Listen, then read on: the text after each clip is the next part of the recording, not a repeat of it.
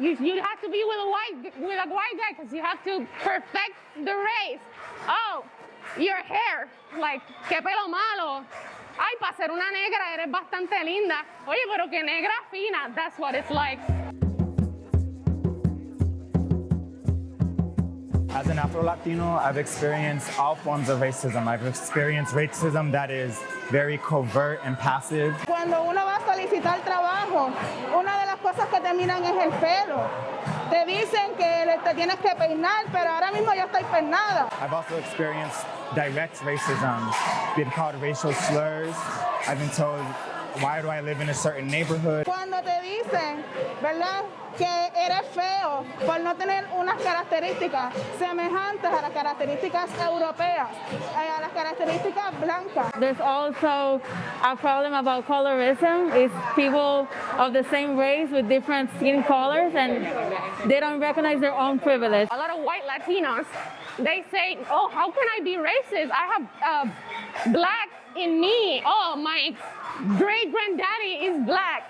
But yes, you can be racist. Just because you use that excuse does not cover up the fact you are a white person and you have privilege over black Latinos. I definitely have felt the privilege of being white passing. I don't think I realized it when I was a kid. From probably the day that I was born, people commented on que blanquita, que pelo tan lindo, que pelo tan lacio, you know, all of these things about my appearance.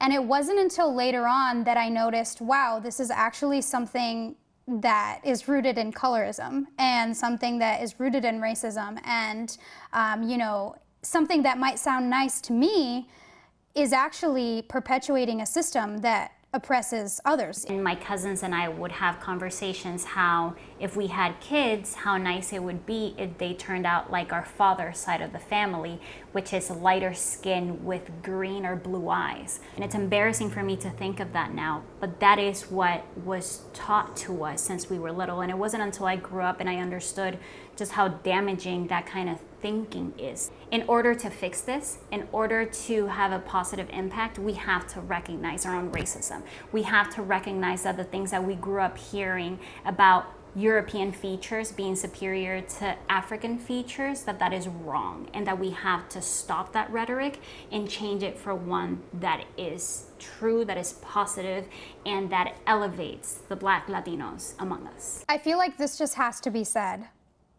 Just because you have experienced racism or discrimination does not mean that you are not racist. What I have learned from listening to our Black brothers and sisters within the Latino community is that if you as a Latino, Latina, Latinx have felt discriminated against at some point, multiply that by 3, 5, 10, and that is what their experience has been like. Not only that, but the fact that we have been discriminated against ourselves shouldn't be an excuse to not be an ally or to not have these conversations. In fact, it should be the opposite. It should be it puts us in an even more unique position to be able to empathize at a certain level, not at the same magnitude, but at a certain level, and take that empathy and take those experiences to further amplify the voices of Black Latinx brothers and sisters in our communities.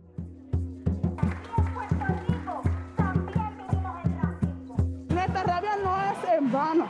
Aquí yo llegué porque mis ancestros llegaron esclavos, llegaron metidos en un barco. Seguimos viendo cómo nosotras, las negras y los negros, no estamos representados en espacios de poder, como el gobierno, como los medios de comunicación y otros espacios que son muy importantes para la dignidad de nosotros como pueblo afrodescendiente. We should all just stop and help each other out so that these things can stop, these killings and all of these injustices that we go through.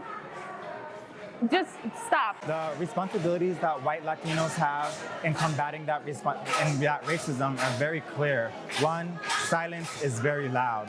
Be an advocate. Don't be afraid to be caught in uncomfortable situations, even when those uncomfortable situations confront you at your dinner table. Para nosotros es importante que ustedes sean nuestros aliados, sean nuestras aliadas, y particularmente porque somos latinos. Y como bien decimos, hay una mezcla de 3 razas. ¿Por qué invalidarnos? ¿Por qué invisibilizarnos? ¿Y por qué negar que existimos y que estamos aquí y que valemos?